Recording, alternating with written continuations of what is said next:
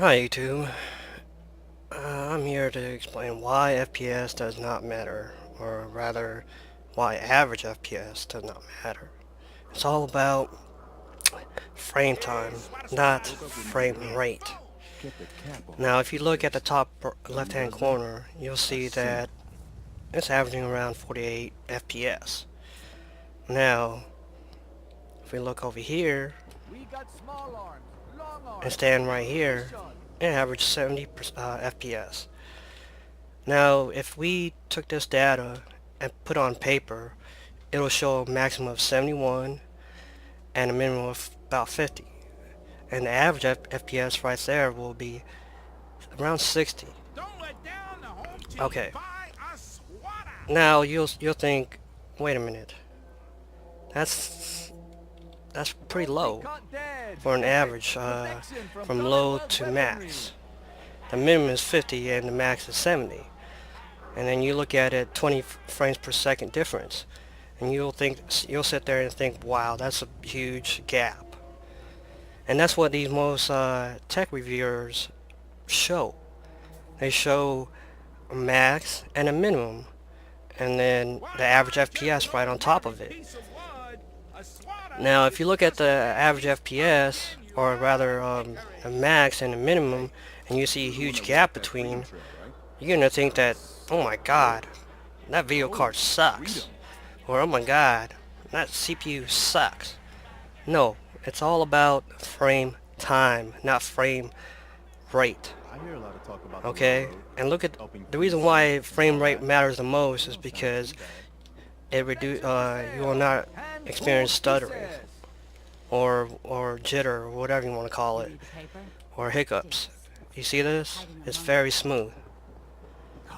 And the reason why this is smooth is because the time it takes to render from one frame to the next is consistent.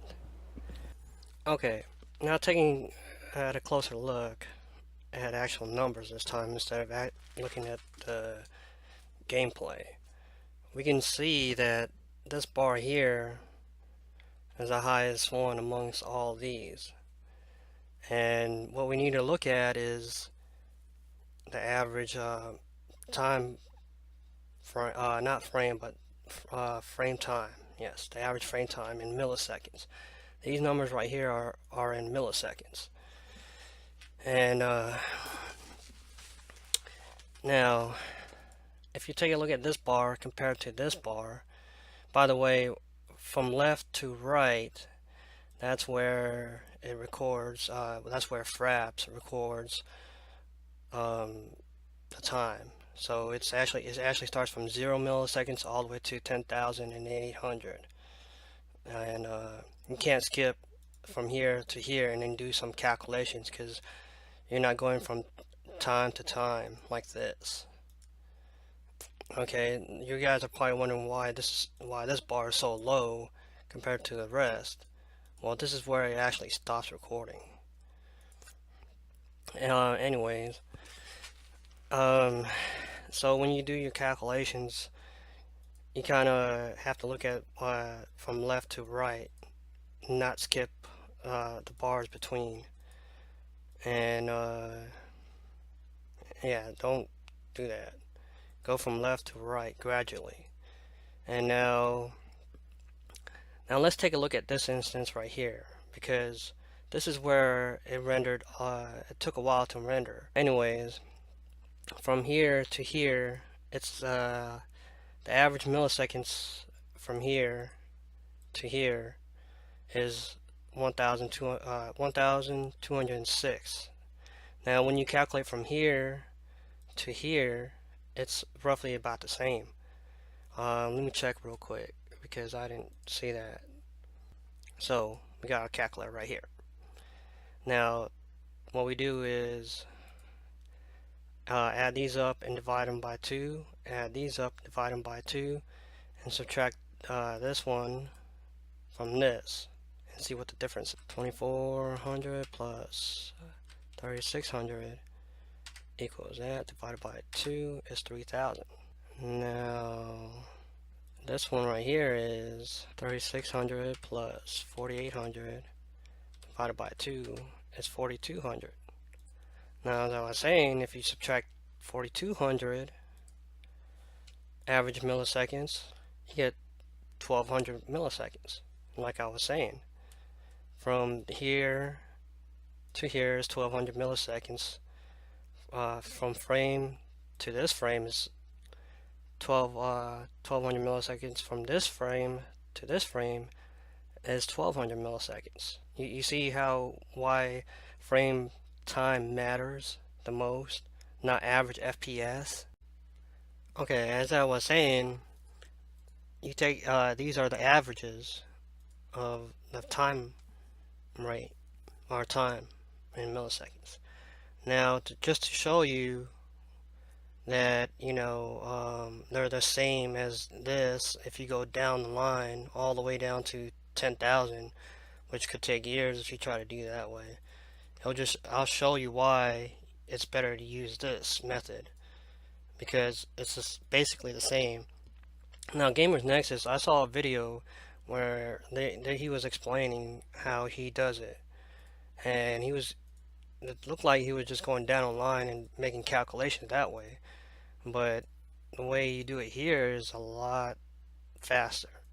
Now, you might think, wow, 1200 milliseconds is a long time. Well, like I said, it takes a whole, you take the average of a span of 1200 each, 0 to 1200, and that's how you get a bigger picture, you know what I mean? So anyways, now let's see what I'm talking about here. From one frame to the second frame, it takes 17 milliseconds. Now from frame 2 to frame 3, it takes another 18 milliseconds, and let's see why. 36 minus 17. Well, I mean 19 milliseconds, sorry. Now, from the third frame to the fourth frame, that's about 18 milliseconds. 18. Now, 72 milliseconds minus 54 is 18 seconds. Now we have 3 right here. Just based off of this, you can go by here and look at it, and it's consistent. And if you take out the average of these 3, it's about 18 milliseconds. So this is I'm just explaining this for the guys that are trying to go in further detail, which you don't really need to. You just need to look at this bar graph and do your calculations with these. Now, Scott Wesson, he's a really smart guy, and he's the one who brought up this whole frame time methodology. And what he explains here is that GPU 1 has a really high frame per second average.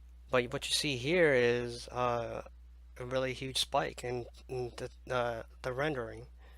And this one right here, GPU 2, is actually a lot better than GPU 1, even though GPU 1 did a better overall average FPS, but GPU 2 didn't. But GPU 2 actually has a consistent frame time, and that's really important. Now my graph looks a little bit different. That's because I actually did just frame time. He did it with frame time here and frame second, or frame number.